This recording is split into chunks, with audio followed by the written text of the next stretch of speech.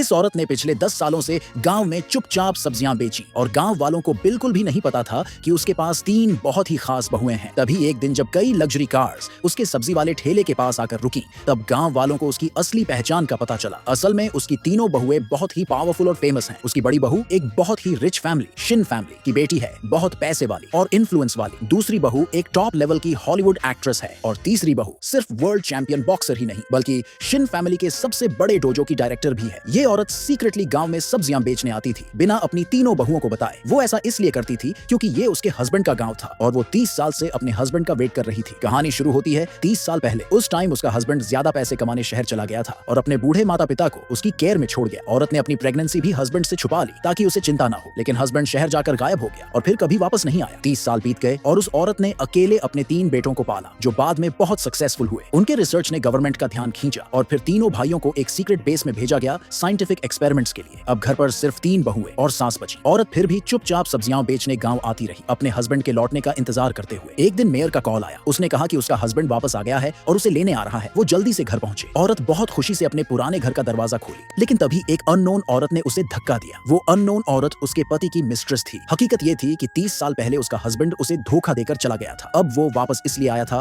ताकि डिवोर्स करके उस मिस्ट्रेस से शादी कर सके। इस औरत ने कभी इमेजिन नहीं किया था कि 30 साल तक वेट करने के बाद, इतनी मुश्किलों में पूरी फैमिली को संभालने के बाद उसका हस्बैंड ऐसे धोखा देगा। उस आदमी को बिल्कुल भी गिल्ट नहीं था क्योंकि उसकी मिस्ट्रेस ने उसे एक बच्चा दिया था और अपने सारे पैसे लगाकर उसका बिजनेस शुरू करवाया था। मिस्ट्रेस ने उस औरत का मजाक उड़ाया, बोली कि तू तो बस सब्जियां बेचती रही, कभी अपने हस्बैंड की हेल्प नहीं की। आदमी ने उस औरत को उसकी गरीबी और कमजोर हालत में देखा और सोचने लगा कि अब वो उसकी बीवी कहलाने के लायक नहीं है। उसने उसे $1 लाख दिए और बोला कि जल्दी से डिवोर्स पेपर्स साइन कर दे। औरत ने पैसे लेने से मना कर दिया तो आदमी ने गुस्से में आकर बॉडीगार्ड्स बुला लिए ताकि वो जबरदस्ती उससे साइन करवा सके। मिस्ट्रेस ने एटीट्यूड से कहा कि अब तो फर्क साफ दिखता है, उनका इलेजिटिमेट बच्चा जल्द ही चेन फैमिली की दूसरी बेटी से शादी करने वाला है जो सबसे रिच फैमिली है और अब वो लोग चेन फैमिली के रिश्तेदार बन जाएंगे। मिस्ट्रेस ने उस औरत को जोर से थप्पड़ मारा और बोली कि जल्दी साइन कर दे। मूड अच्छा हुआ तो शायद 30 साल की मेहनत के बदले थोड़ा पैसा दे देंगे। औरत ने खुद को छुड़ाया, डिवोर्स कॉन्ट्रैक्ट फाड़ दिया और अपने पति को खूब सुनाया कि उसमें जरा भी इंसानियत नहीं बची। मिस्ट्रेस ने फिर उस औरत की और उसके 3 बेटों की फोटो पर उंगली करके कहा